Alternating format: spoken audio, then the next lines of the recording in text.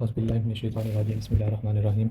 तो जी आज हम स्टार्ट करने लगे हैं नेफ्रॉन ट्रांसपोर्ट फिजियोलॉजी। ठीक है, ये जो टॉपिक है ये नहायत इंपॉर्टेंट टॉपिक है। ठीक है, अगर आपको ये जो पेज है 609 पेज है, अगर ये आपको फुल आता है तो इट्स मीन आपको जो रीनल फिजियोलॉजी है उसकी बेस जो है वो आपकी क्लियर है। ठीक है, ये देखने में बहुत ही डिफिकल्ट लग रहा है लेकिन मैं आपको एक एक करके पढ़ाऊंगा। आज हम पढ़ेंगे जो प्रॉक्सिमल कॉन्वोल्यूटिव ट्यूब्यूल है उसके बारे में आज हम पढ़ेंगे। ठीक है, फिर आहिस्ता आहिस्ता करके मैं आपको ये कलेक्टिंग ट्यूब्यूल तक क्लियर करवा दूंगा। ठीक है, लेकिन अगर आप कहें कि ये एक ही दफ़ा आपको सारी समझ आ जाए तो वो बहुत ही डिफ़िकल्ट है।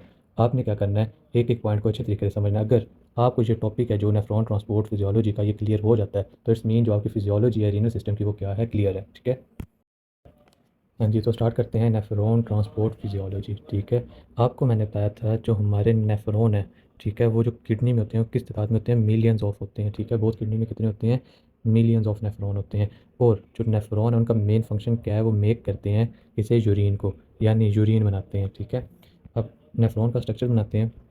ये क्या है जी, हमारा बोमन्स कैप्सूल। ठीक है, बोमन्स कैप्सूल क्या बना रही है, आगे पीसीटी बना रही है, देन लूप ऑफ हैनले, और फिर बन रही है डीसीटी और हमारी कलेक्टिंग डक्ट।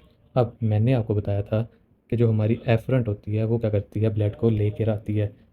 ठीक है, जो हमारी ये ग्लोमेरुलर कैपिलरीज के पीछे क्या होती है, हमारी बेसमेंट मेम्ब्रेन होती है, और उस बेसमेंट मेम्ब्रेन के ऊपर क्या होते हैं, हमारे पोडोसाइट्स होते हैं। ठीक है, इस लेबल करते हैं ये क्या थी, हमारी पीसीटी, ये थी हमारी डीसीटी। ये जो हिस्सा होता है वो हमारा किधर होता है, मेडुला के अंदर। ये आपको रिवाइज करवा रहा हूँ। और जो ऊपर वाला हिस्सा होता है वो क्या होता है, कॉर्टेक्स पर। ठीक है, अब जो हमारी एफरेंट है वो क्या करती है, ब्लड को लेकर आती है। अब मैंने आपको बताया हमारे ब्लड के अंदर क्या क्या होता है, आरबीसी होती है, प्लाज्मा होता है, प्रोटीन्स होती हैं जिसके अंदर आ गई एल्बुमिन, ग्लोबुलिन, और इलेक्ट्रोलाइट्स होते हैं, सोडियम, पोटेशियम, मेम्ब्रेन, और पोडोसाइट्स होते हैं। वो क्या करते हैं, प्रोटीन्स होती हैं, प्रोटीन्स और हमारे आरबीसी को क्या कर लेते हैं, रोक लेते हैं। ठीक है, स्टॉप कर लेते हैं। किसके अंदर करते हैं, रोकते हैं, हमारे ब्लड के अंदर ही रोक लेते हैं। क्यों रोक लेते हैं, उनकी साइज़ की वजह से, और प्रोटीन्स को रोक लेती हैं due to repel reaction. Repel reaction क्यों रिएक्शन होती है, क्योंकि हमारी जो बेसमेंट मेम्ब्रेन है वो नेगेटिव है और हमारी एल्बुमिन और ग्लोबुमिन भी क्या होती हैं, नेगेटिव होती हैं। ठीक है, जिसकी वजह से वो पास नहीं कर पाती। और जो हमारे ये चीज़ें इलेक्ट्रोलाइट्स हैं, हमारे बाइकार्बोनेट्स हैं, वो क्या कर देते हैं, मूव कर जाते हैं। किसके अंदर मूव कर देते हैं, हमारे ट्यूब्यूल्स के अंदर। ठीक है, ये जस्ट आपको रिपीट करवाया कि ये नेफ्रॉन का स्ट्रक्चर था और वो कैसे यूरिन बनाता है। ठीक है, अब हम देखते हैं एक ट्यूब को। आपका कंसेप्ट क्लियर करवा लूँ फिर मैं आपको ये टॉपिक स्टार्ट करवाता हूँ। ट्यूब को हम देखते हैं, ये क्या है, हमारे पास एक ट्यूब है। अब ट्यूब का ये जो होल होते हैं ऊपर वाली साइड होती है, ठीक है, उन्हें हम क्या कहते हैं, ल्यूमन कहते हैं। क्या कहते हैं, ल्यूमन। अब जो सेल्स होते हैं ये क्या है, हमारे सेल्स हैं। अब जो सेल्स होंगे एपिकल यानी टूवर्ड्स होंगे किसके, लूमन के, वो क्या होगी, हमारी एपिकल मेम्ब्रेन होगी। ठीक है, जो क्या होगी, टूवर्ड्स होगी किसकी, लूमन की, तो वो क्या है, हमारी एपिकल मेम्ब्रेन। और जो सेल्स किसकी साइड पे होंगे, ब्लड वाली साइड पे होंगे। ठीक है, वैसे वाली साइड पे होंगे, वो क्या होगी, हमारी बेसो लेटरल लेटरल मेम्ब्रेन। ठीक है, ये बात आपने याद रखनी है। जो हमारी टूवर्ड्स लूमन है वो क्या है, एपिकल मेम्ब्रेन, और जो हमारी ब्लड वाली साइड है वो क्या है, बेसो लेटरल मेम्ब्रेन। ठीक है, अब हम जर्नल कॉन्सेप्ट देखते हैं। क्या देखते हैं, जर्नल कॉन्सेप्ट किसका, पीसीटी का। अब आपको पता है पीसीटी है जो हमारी, वो क्या करती है, रीअब्जॉर्प्शन करती है। ठीक है, मैं क्या करता हूँ, एक सेल बनाता हूँ। ये सेल कौन सा है, पीसीटी का क्या है, सेल है। एक साइड पे मैं बना देता हूँ ल्यूमन यानी जो हमारी एपिकल है, दूसरी साइड पे मैं बना देता हूँ बेसोलेटरल। ठीक है, अब ल्यूमन के अंदर क्या हो रही होती है, फिल्ट्रेशन हो रही होती है। क्या हो रही होती है, फिल्ट्रेशन हो रही होती है। और हमारे एपिकल मेम्ब्रेन में क्या होता है, यूरिन प्रेजेंट होती है। ठीक है, अब क्या होता है, जो हमारी यूरिन है उसके अंदर से चीज़ें, जो मटेरियल है वो क्या हो रही होती है, रीअब्जॉर्ब हो रही होती हैं, किसके अंदर, सेल के अंदर। और फिर सेल से वो किधर जाती हैं, ब्लड के अंदर आ जाती हैं। किधर आ जाती हैं, ब्लड के अंदर आ जाती हैं। ठीक है, ये था एक जनरल कंसेप्ट कि हमारी पीसीटी सेल के अंदर क्या हो रहा होता है। यूरिन के अंदर जो चीज़ें होती हैं वो किधर, सेल में मूव करती हैं, और फिर किधर मूव कर जाती हैं, हमारे ब्लड के अंदर मूव कर जाती हैं। अब देखते हैं हम किसे, पीसीटी की जो ट्यूब सेल है उसको डिस्कस करते हैं डिटेल के अंदर। PCT tube cell. ठीक है, अगर गौर से समझेंगे तो आपको समझ आ जाएगी। एक एक कंसेप्ट है, एक एक जो स्टेप होगा वो क्या होगा, बहुत ही इंपॉर्टेंट होगा। ये क्या है, हमारा सेल एपिकल, दूसरी साइड पे हमारी क्या है, लेटरल साइड है। याद रखना है हमारे सेल्स के अंदर क्या होते हैं, हाइड्रोजन्स प्रेजेंट होते हैं। ठीक है, अब ये जो हाइड्रोजन्स होते हैं वो क्या करते हैं, सेल से बाहर आते हैं। किसके थ्रू बाहर आते हैं, ट्रांसपोर्टर के थ्रू क्या करते हैं, बाहर आ जाते हैं। अब जब ट्रांसपोर्टर के थ्रू बाहर आएंगे तो हमारी यूरिन है जो, उसके अंदर क्या प्रेजेंट होते हैं, एपिकल वाली साइड पे क्या प्रेजेंट होते हैं, बाइकार्बोनेट्स प्रेजेंट होते हैं। ठीक है, क्या प्रेजेंट होते हैं, बाइकार्बोनेट्स प्रेजेंट होते हैं। अब जब ये हाइड्रोजन क्या होगी, बाहर आएगी तो वो क्या करेगी, रिएक्ट करेंगे, किसके साथ, बाइकार्बोनेट के साथ रिएक्ट करेंगे। अब जब वो रिएक्ट करेंगे तो वो क्या बना देंगे, कार्बोनिक एसिड, क्या बना देंगे, कार्बोनिक एसिड। अब हमारे पास एक एंजाइम होता है कार्बोनिक एनहाइड्रेस एंजाइम। ये क्या करता है, इस जो कार्बोनिक एसिड होता है उसे क्या करता है, ब्रेक करता है। क्या करता है, ब्रेक करता है। अब ये जो हमारे पास कार्बोनिक एसिड बना है वो क्या होता है, अनस्टेबल होता है, वो इतना स्ट्रांग नहीं होता, वो बहुत जल्दी ब्रेक हो जाता है। तो जब हमारा कार्बोनिक एनहाइड्रेस एंजाइम आता है तो वो क्या हो जाता है, हमारा कार्बोनिक एसिड ब्रेक होकर किस में कन्वर्ट हो जाता है, कार्बन डाइऑक्साइड में और वाटर में कन्वर्ट हो जाता है। ठीक है। अब मैंने आपको बताया था जो हमारा बेसिक कॉन्सेप्ट क्या था, यूरिन से चीज़ें किधर जा रही हैं, सेल के अंदर। अब हमने क्या करना है, इसे लेके जाना है सेल के अंदर। अब जब ये सेल के अंदर जाएगा, क्या हमारा वाटर और कार्बन डाइऑक्साइड, तो वो क्या करेगा, वो दोबारा से क्या बन जाएगा, हमारा कार्बोनिक एसिड बन जाएगा। किसके थ्रू बनेगा, इस एंजाइम के थ्रू बनेगा। कौन सा, सी कार्बोनिक एनहाइड्रेस एंजाइम के थ्रू क्या बन जाएगा, हमारा कार्बोनिक एसिड दोबारा से बन जाएगा। ये चीज़ आपने याद रखनी है कि जब हम वाटर और कार्बन डाइऑक्साइड को सेल के अंदर लेकर गए हैं तो इस कार्बोनिक एनहाइड्रेस एंजाइम की हेल्प की वजह से हमने क्या बना लिया, दोबारा से अपना क्या बना लिया है, कार्बोनिक एसिड। अब मैंने आपको बताया था ये जो कार्बोनिक एसिड होता है ये बहुत ही अनस्टेबल होता है, यानी इजीली ब्रेक हो जाता है। तो वो क्या करेगा, दोबारा से ब्रेक करेगा और क्या बना देगा, बाइकार्बोनेट और हाइड्रोजन। ठीक है। अब ये चीज़ आपने देखनी है, यूरिन से हमने क्या ली, बाइकार्बोनेट ली, उसको हमने क्या किया, पहले रिएक्ट करके कार्बोनिक एसिड बनाया, फिर हमने उसे ब्रेक करके क्या बनाया, वाटर और कार्बन डाइऑक्साइड। उसको हम किसी भी तरह करके किधर ले आए, अपने सेल के अंदर ले आए। यानी यूरिन से हमने क्या किया, मटेरियल को सेल के अंदर ट्रांसपोर्ट कर दिया, यानी रीअब्जॉर्ब कर दिया। ठीक है। अब ये क्या था हमारा फर्स्ट स्टेप, हाइड्रोजन का बाहर आना। सेकंड स्टेप क्या था हमारा, बाइकार्बोनेट के साथ रिएक्ट करना। ये मैं काउंटिंग इसलिए लिख रहा हूँ ताकि आप भूल ना जाएं। थर्ड स्टेप क्या था, कार्बोनिक एसिड बनना। फोर्थ स्टेप क्या था कि इसने सी ए एंजाइम के साथ मिलकर क्या बनाया, वाटर और कार्बन डाइऑक्साइड। ठीक है। फिफ्थ स्टेप में क्या हुआ, वो अंदर गया। सिक्स स्टेप में वो दोबारा से कार्बोनिक बना। और सेवन स्टेप पे क्या हो गया, दोबारा से टूट कर क्या बन गया, बाइकार्बोनेट और हाइड्रोजन बन गया।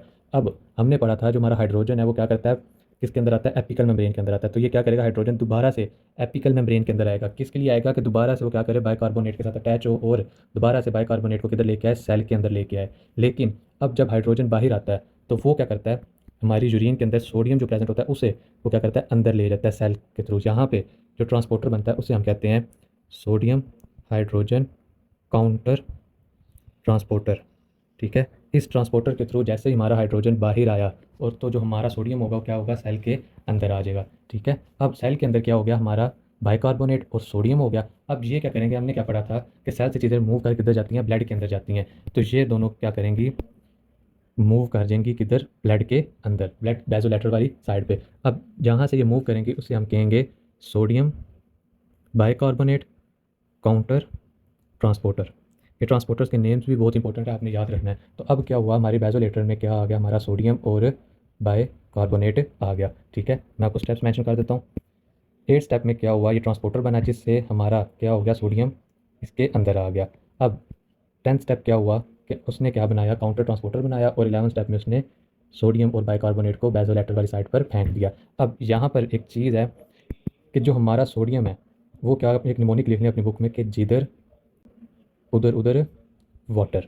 ठीक है। जिधर जिधर हमारा सोडियम जाएगा, सोडियम क्या है जी, हमारी जी एफ, और वाटर क्या है, हमारा बी एफ। अब जिधर जिधर जी एफ जाएगी उधर उधर कौन जाएगा, उसका बी एफ जाएगा। यानी जिधर हमारा सोडियम जा रहा है उधर हमारा क्या जा रहा है, वाटर ऑटोमेटिकली मूव कर रहा है। ठीक है। तो अब यहाँ पर क्या हुआ, हमने किस किस की रीअब्जॉर्प्शन कर लिया, इन तीनों चीज़ों की हमने क्या कर लिया है, रीअब्जॉर्प्शन कर लिया प्रॉपरली। ठीक है। ये यहाँ तक आपका क्लियर हो जाना चाहिए। ठीक है। मैं इन शॉर्ट आपको बताता हूँ कि हमने अभी तक क्या पढ़ा है। हमारा बाइकार्बोनेट था वो क्या हुआ, फ्रॉम यूरिन से किधर चला गया, सेल के अंदर। ठीक है। ये हमने पहला स्टेप पढ़ा है। सेकंड हमने पे क्या पढ़ा है कि सोडियम हाइड्रोजन काउंटर ट्रांसपोर्टर से क्या हुआ है, हमारा सोडियम किधर आ गया, सेल के अंदर आ गया। ठीक है। थर्ड हमने क्या पढ़ा है कि जो हमारा सोडियम और बाइकार्बोनेट था वो किधर मूव कर गया, बेजो लेटरल वाली साइड पर क्या कर गया, मूव कर गया। फोर्थ हमने क्या पढ़ा है, जिधर जिधर हमारा सोडियम जाएगा उधर उधर क्या जाएगा, हमारा वाटर भी जाएगा। ये चार चीज़ें हमने क्या किधर पढ़ी हैं, इस डायग्राम में हमने पढ़ ली हैं। आपकी बुक में बहुत डिफिकल्ट करके बताया हुआ है, इसलिए मैंने साथ साथ काउंटिंग लिखी है ताकि आप इजी हो जाए कौन कौन सा स्टेप हो रहा है। अब ये डायग्राम हाफ है, आपने ये नहीं समझना कि बस ये पढ़ लिया और खत्म हो गया, नहीं। अब हम क्या करते हैं, दोबारा से पीसीटी सेल बनाते हैं। मैंने एक ग्राम में सारा एक्सप्लेन कर दूंगा तो बुक की तरह आपको क्या हो जाएगी, डिफिकल्टी आ जाएगी, इसलिए मैं अलग अलग डायग्राम बना रहा हूँ। इधर एक एपिकल वाली साइड पे एक ट्रांसपोर्टर होता है। ठीक है। रिसेप्टर जिसे आप कह सकते हैं वो होता है, उसका क्या नाम है, सोडियम ग्लूकोज ट्रांसपोर्टर 2, SGLT2। ये क्या करता है, सोडियम और ग्लूकोज को क्या करता है, यूरिन से निकाल कर किधर फेंक देता है, आपके सेल के अंदर, क्योंकि अगर ग्लूकोज यूरिन के अंदर ही रहेगा तो वो क्या हो जाएगा, हमें ग्लूकोज यूरिया हो सकता है। ये मैंने आपको पिछली वीडियो में पढ़ाया, पिछले लेक्चर में आपने पढ़ा हुआ है, ठीक है। अब ये जो हमारा ट्रांसपोर्टर है वो क्या कर रहा है, इसको उठा के किधर फेंक रहा है, हमारे सेल के अंदर। क्या हुआ, यूरिन से उसने उठाया और हमारे सेल के अंदर फेंक दिया। अब यहाँ पे क्या हो गया जी, रीअब्जॉर्प्शन हो गया। क्या हो गया, रीअब्जॉर्प्शन हुई है। अब मैंने आपको बताया कि हमारा सोडियम और बाइकार्बोनेट क्या बनाते हैं, काउंटर ट्रांसपोर्टर बनाते हैं। तो सेम यहाँ पे भी सोडियम और जो ग्लूकोज है वो क्या करेंगे, ट्रांसपोर्टर बनाएंगे। कौन सा ट्रांसपोर्टर बनाएंगे, सोडियम ग्लूकोज को ट्रांसपोर्टर में, दो चीज़ें बाहर आ रही हैं तो कौन सा है, को ट्रांसपोर्टर है। तो वो क्या होंगे, हमारे वैसोलेटरल के अंदर आ जाएंगे, ठीक है। फिर से रिपीट कर रहा हूँ, जिधर जिधर हमारा सोडियम जाएगा उधर उधर हमारा वाटर जाएगा, ये बात आपने याद रखनी है। अब मैंने आपको बताया था कि जो हमारा ग्लूकोज है उसकी मैक्सिमम वैल्यू कितनी होती है, 375, यानी जो रिसेप्टर्स होते हैं वो 375 पर आकर क्या हो जाते हैं, सेचुरेट हो जाते हैं। और अगर ये जो रीअब्जॉर्प्शन है ये ना हो तो क्या होगा, हमें ग्लूकोज यूरिया बिगिनस, मानी हमारे यूरिया के अंदर क्या हो जाएगा, ग्लूकोज आना शुरू हो जाएगा। इसलिए ये जो है ट्रांसफॉर्मेशन है जो इसकी SGLT के थ्रू, वो बहुत ही इंपॉर्टेंट है, ठीक है। अब क्या होता है, जब जिधर जिधर मैंने आपको बताया हमारा सोडियम जाएगा उधर उधर क्या होगा, हमारा वाटर जाएगा। इस जो मैकेनिज्म होता है इसे हम कहते हैं ऑस्मोसिस, यानी ऑस्मोसिस, ठीक है। अब ये तो था आपका PCT सेल की सारी डायग्राम जो आपकी बुक ने एक्सप्लेन की हुई है, ठीक है। अब यहाँ पे एक चीज़ आपकी बुक में थ्योरी जो लिखी हुई है उसको मैं एक्सप्लेन करता हूँ कि अगर आपके पास एक पर्सन है कोई, वो क्या करता है, माउंटेन्स एरिया पे जाता है, ठीक है। माउंटेन्स एरिया पे क्या करने जा रहा है, हाइकिंग करने जा रहा है। ये मैं आपको एग्जांपल दे रहा हूँ तो आपको बुक के जो पॉइंट्स लिखे हुए हैं वो क्लियर हो जाए। अब जब वो माउंटेन एरिया पे जाएगा तो वहाँ पर क्या होगा, ऑक्सीजन जो होगी उसका लेवल क्या होगा, कम होगा, ठीक है। यानी उसे क्या होगा, हाइपोक्सिया होगा, ठीक है। क्या होगा, हाइपोक्सिया होगा, यानी उसको शॉर्ट ब्रीथ हो जाएगी, शॉर्ट ब्रीथ यानी डिस्पीनिया हो जाएगा उससे। तो क्या होगा, वो जो पर्सन होगा जब उसे शॉर्ट ब्रीथ होगी तो वो क्या करेगा, सांस जो होगा वो ज़्यादा मतलब तेज़ी तेज़ी सांस लेगा, जिसकी वजह से उसकी जो कार्बन डाइऑक्साइड है वो ज़्यादा मिकदार में रिमूव होगी, क्या होगी, ज़्यादा मिकदार में रिमूव होगी। अब जो हमारी कार्बन डाइऑक्साइड है वो क्या है, एसिडिक है, ठीक है। अब जब कार्बन डाइऑक्साइड ज़्यादा रिमूव होगी तो जो ऑक्सीजन का लेवल होगा वो और कम हो जाएगा, जिसकी वजह से जो पर्सन है ये वाला उसे क्या हो जाएगी, अल्कलोसिस हो जाएगी, ठीक है। इस अल्कलोसिस को हम कहते हैं ये अल्कलोसिस क्यों होगी, ये अल्कलोसिस इसलिए होगी कि क्या हुआ है, उसकी जो कार्बन डाइऑक्साइड है वो ज़्यादा रिमूव होने लगी है। वो क्या कर रहा है, जो सांस है वो क्या ले रहा है, ज़्यादा लंबे लंबे ले रहा है। तो कार्बन डाइऑक्साइड एसिडिक होने की वजह से पर्सन की जो बॉडी है उसके अंदर क्या हो जाएगी, अल्कलोसिस हो जाएगी। अब ये अल्कलोसिस कौन सी अल्कलोसिस है, ये है रेस्पिरेटरी अल्कलोसिस, रेस्पिरेटरी अल्कलोसिस, ठीक है। इसके अंदर क्या होगा, पर्सन को वॉमिटिंग स्टार्ट हो जाएगी, और वॉमिटिंग के साथ साथ उसे क्या होगा, सर में दर्द स्टार्ट हो जाएगा, यानी हेडेक स्टार्ट हो जाएगी। ये तो थी एक थ्योरी की, मतलब उसको माउंटेन एरिया में अल्कलोसिस होगी। अब इसका ट्रीटमेंट क्या है, इसके ट्रीटमेंट को भी हम साथ ही डिस्कस कर लेते हैं। एक ड्रग होती है, क्या होती है, ड्रग होती है जिसे हम कहते हैं असीटाजोलामाइड, असीटाजोलामाइड। अब ये ड्रग करती क्या है, असीटाजोलामाइड कैसे ट्रीट करती है पर्सन को। मैं यहाँ पे डायग्राम बनाता हूँ PCT सेल की। ये क्या है, हमारा PCT सेल। अब मैंने आपको बताया था कि जब हमारा हाइड्रोजन क्या करता है, बाहर आता है, ये मैं जल्दी उतारों के ऊपर मैंने आपको डिटेल्स में पढ़ा दिया है। तो वो क्या करता है, बाइकार्बोनेट के साथ रिएक्ट करके क्या बना देता है, कार्बोनिक, क्या बना देता है, कार्बोनिक एसिड, यानी H2SO3, ठीक है, कार्बोनिक एसिड बना देता है। अब क्या होता है, सी ए एंजाइम के थ्रू ये जो कार्बोनिक एसिड होता है ये करता है, ब्रेक डाउन करता है किसमें, वाटर में और कार्बन डाइऑक्साइड में। अब अगर हम उस पेशेंट को क्या दें, असीटाजोलामाइड दें, तो असीटाजोलामाइड क्या करेगा, इस एंजाइम को क्या कर देगा, इनहिबिट कर देगा। क्या कर देगा, इस एंजाइम को इनहिबिट कर देगा, जिसकी वजह से इसकी ब्रेक डाउन नहीं होगी और क्या होगा, कार्बन डाइऑक्साइड नहीं बनने लगी, ठीक है। क्या होगा, कार्बन डाइऑक्साइड नहीं बनने लगी, और जो हमारा ये बाइकार्बोनेट होगा ये किधर चला जाएगा, एपिकल मेम्ब्रेन के अंदर ही रहेगा और ये सीधा चला जाएगा यूरिन के अंदर। क्योंकि जब मैंने आपको ऊपर पढ़ाया है, जब ये दोनों ब्रेक होकर सेल के अंदर जाते हैं तो वो दोबारा से हमारा जो बाइकार्बोनेट है वो सेल के अंदर छोड़ आते हैं, यानी रीअब्सॉर्ब कर आते हैं। जब इस एंजाइम की क्या हो जाएगी, इनहिबिशन हो जाएगी, तो ये जो CO2 है ये हमारे पास आने ही नहीं लगा। जब ये आएगा ही नहीं तो जो हमारा बाइकार्बोनेट होगा, जो हमारा बाइकार्बोनेट होगा वो किधर चला जाएगा, डायरेक्ट यूरिन के अंदर चला जाएगा, जिसकी जिसकी मदद से हम क्या कर सकते हैं, अपना जो पेशेंट है उसकी अल्कलोसिस को ट्रीट कर सकते हैं, ठीक है। ये बात आपने याद रखनी है। अब आपकी बुक में लिखा हुआ है कि जो PCT है वो क्या क्या रीअब्सॉर्ब करती है। PCT reabsorb glucose, amino acid, sodium, water Cl, phosphate, ठीक है, उसके बाद पोटेशियम और वाटर। आप अगर ये सारा कुछ भूल जाते हैं, आपको नहीं याद रहता, तो आपने ये 3 चीज़ें याद रखनी है कि PCT जो मेन रीअब्जॉर्प्शन कर रही है वो किसकी कर रही है, ग्लूकोज की कर रही है, सोडियम की कर रही है, ठीक है, और सॉरी बाइकार्बोनेट है यहाँ पे, बाइकार्बोनेट, बाइकार्बोनेट की कार्य। अब ऑब्वियसली मैंने आपको बताया जिधर जिधर हमारा क्या होगा, सोडियम जाएगा उधर क्या जाएगा, हमारा वाटर भी जाएगा। तो ये चीज़ आपने याद रखनी है अच्छे तरीके से। ये अगर आप भूल भी जाएँ तो कोई इशू नहीं है, लेकिन ये चीज़ आपने नहीं भूलनी, पीसीटी का मेन फंक्शन है। अब आपकी बुक में एक और चीज़ लिखी हुई है कि जो पीसीटी है वो क्या कर रहा है, जनरेट कर रहा है। किसे जनरेट कर रहा है, अमोनिया को, NH3 को क्या कर रहा है, जनरेट कर रहा है। और जनरेट करने के साथ साथ सिक्रीट कर रहा है। किसे सिक्रीट कर रहा है, किडनी के अंदर हाइड्रोजन को। ठीक है, क्या कर रहा है, अमोनिया को जनरेट कर रहा है और हाइड्रोजन को सिक्रीट कर रहा है किडनी के अंदर। अब किडनी के अंदर एक स्पेशलाइज सेल्स होते हैं, इंटरलेटेड। इनके बारे में हम आगे जाकर भी पढ़ेंगे इलेक्ट्रॉन ट्यूब्यूल्स में। कौन से सेल्स होते हैं किडनी के अंदर, इंटरलेटेड सेल्स होते हैं। ये क्या करते हैं, ये हाइड्रोजन को क्या करते हैं, मूव करते हैं किसके अंदर, यूरिन के अंदर। ठीक है, क्या करते हैं इंटरलेटेड सेल्स, क्या करते हैं, हाइड्रोजन को मूव कर देते हैं किसके अंदर, यूरिन के अंदर। अब आपको भी पता है जो हमारी हाइड्रोजन है वो क्या है, एसिडिक है। ठीक है, अगर हाइड्रोजन हमारी किडनी के अंदर क्या करती रहे, मूव करती रहे, तो वो क्या कर देगी, हमारी किडनी को डैमेज कर देगी। इसलिए अल्लाह ताला ने निज़ाम लगाया हुआ है कि जो हमारी पीसीटी है वो किसको बना रही है, अमोनिया को बना रही है। ठीक है, यानी NH3 को बना रही है। अब NH3 क्या करता है, पीसीटी के अंदर रिएक्ट करता है इस हाइड्रोजन के साथ और क्या बना देता है हमारे लिए, अमोनियम। ठीक है, NH4 यानी हमारे लिए क्या बना देता है, अमोनियम आयन बना देता है, जो कि क्या है, न्यूट्रल है। ठीक है, क्या है, न्यूट्रल है। यानी ये हाइड्रोजन अगर किडनी के अंदर मूव करती रहे तो हमारी किडनी क्या होती है, डैमेज हो जाती है। इसलिए अल्लाह ताला ने क्या बना रहा है, पीसीटी के अंदर NH3 बना रहा है, जो कि हाइड्रोजन के साथ रिएक्ट करके हमें क्या दे रही है, अमोनियम आयन दे रही है। और ये जो अमोनियम आयन होती है ये क्या करती है, ईजिली क्या हो जाती है, रिमूव हो जाती है इसके अंदर से, हमारी किडनी के अंदर से ईजिली क्या हो जाती है, रिमूव हो जाती है। ये तो हो गया आपकी बुक के अंदर जो लिखा हुआ था। अब आपकी बुक के अंदर लिखा हुआ है PTH, एक शॉर्ट फॉर्म लिखी हुई है PTH, जो कि क्या है, पैरा थायराइड हार्मोन्स। अब पैराथायरॉयड हार्मोन्स क्या करते हैं, ये इनहिबिट करते हैं।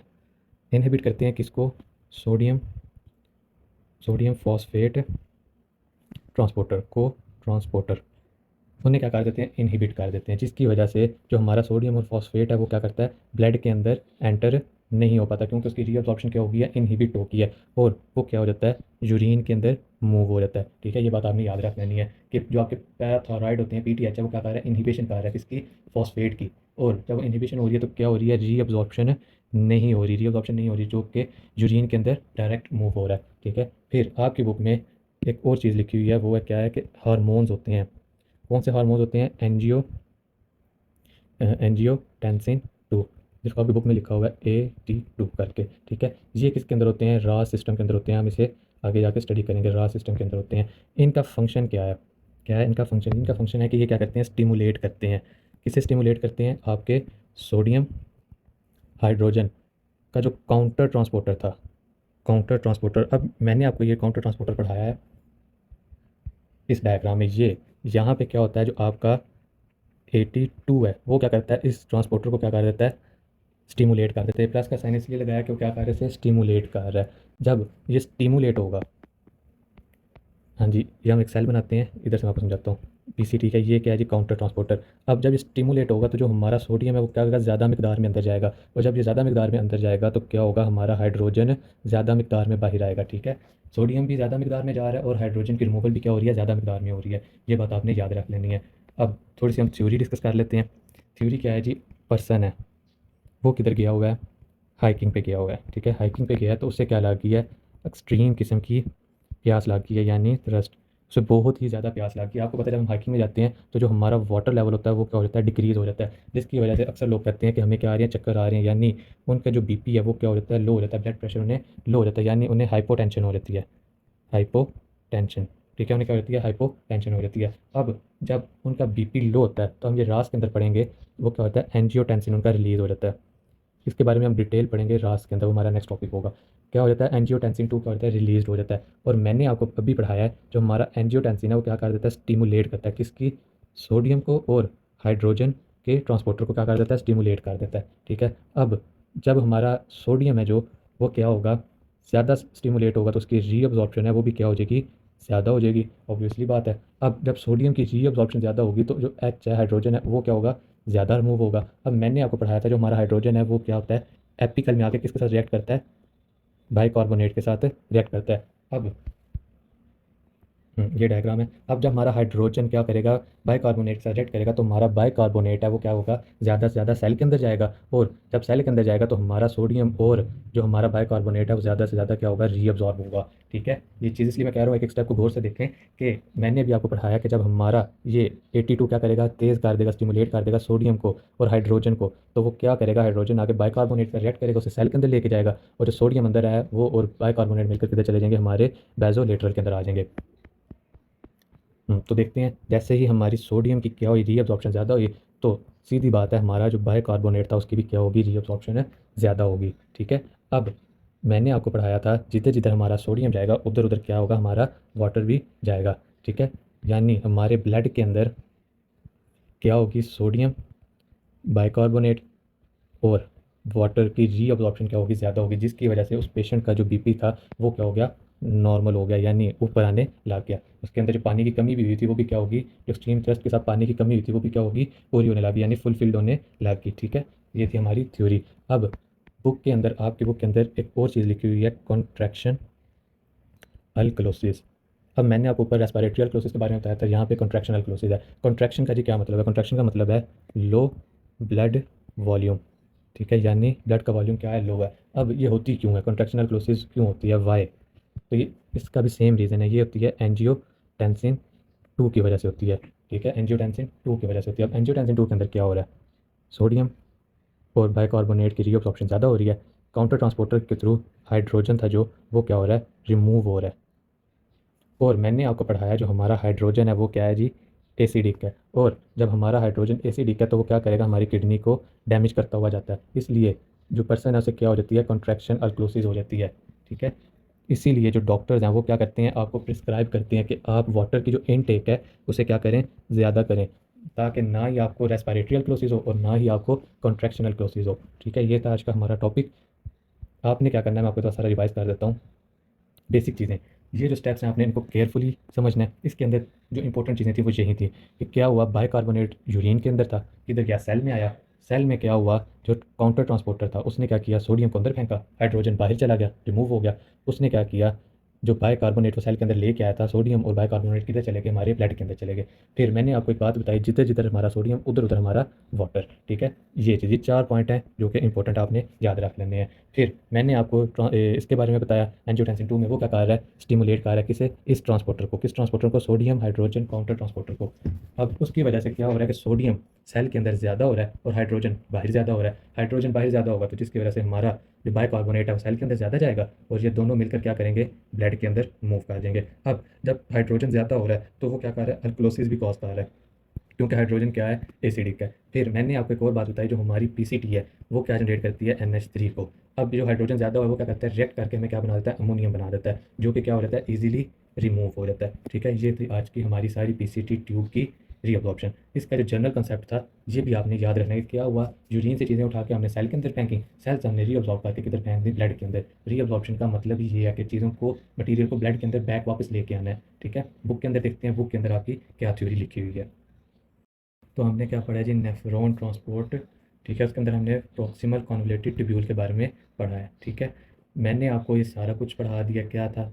सबसे पहले हम यहाँ से स्टार्ट कर लेते हैं। हमारा हाइड्रोजन बाहर आता है, बाहर आके वो क्या करता है, ये बनाता है सी, हमारा खासा था कार्बोनिक एनहाइड्रेस एंजाइम था, उसने क्या किया, अंदर लेके गया, CO2H2O बना, दोबारा से अंदर लेके गया, ब्रेक डाउन हुई, ब्रेक डाउन होने के बाद दोबारा से कार्बोनेट बन गया, हाइड्रोजन फिर बाहर आ गया। एंजियोटेंसिन ने क्या किया, सोडियम को इंक्रीज़ कर दिया और हाइड्रोजन को बाहर इंक्रीज़ कर दिया।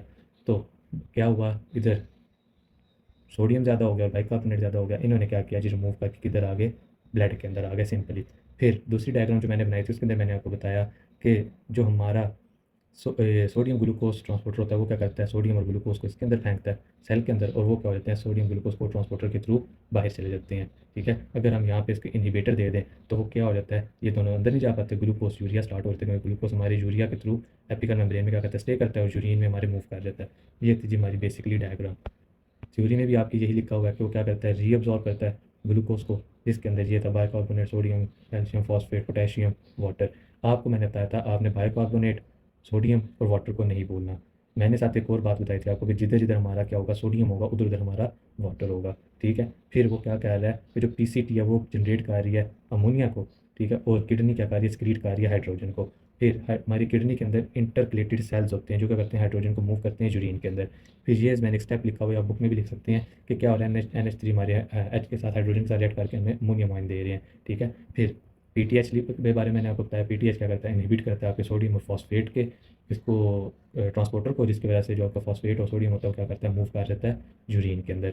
फिर एंजियोटेंसिन 2 के बारे में मैंने आपको पढ़ाया, वो क्या करता है, स्टिमुलेट करता है सोडियम और हाइड्रोजन को। ये एंजियोटेंसिन 2 वो क्या करता है, सोडियम और वाटर की रीअब्जॉर्प्शन तेज़ कर देता है, साथ साथ इसकी हमारी बाइकार्बोनेट की भी क्या होती है, तेज़ हो जाती है क्या, रीअब्जॉर्प्शन। फिर मैंने आपको कॉन्ट्रैक्शन और क्लोसिस के बारे में भी पढ़ा दिया। कॉन्ट्रैक्शन और क्लोसिस क्या होती है, क्यों होती है और किस वजह से होती है। ये थी हमारी सारी PCT। अब अगर मैं आपको ये सारा पेज है जो सारा पेज एक ही वीडियो में पढ़ा दूँ तो आप क्या हो जाएंगे, पजल हो जाएंगे, ठीक है। तो हम नेक्स्ट वीडियो में देखेंगे थीन डिसेंडिंग लूप ऑफ हैनले को। आज के लिए आपका इतना ही काफ़ी। आप क्या करें, इस डायग्राम को क्लियर करें और ये जो पैराग्राफ लिखा हुआ है इसको समझें। फिर हम कल से स्टार्ट करते हैं थीन असेंडिंग और डिसेंडिंग लूप है।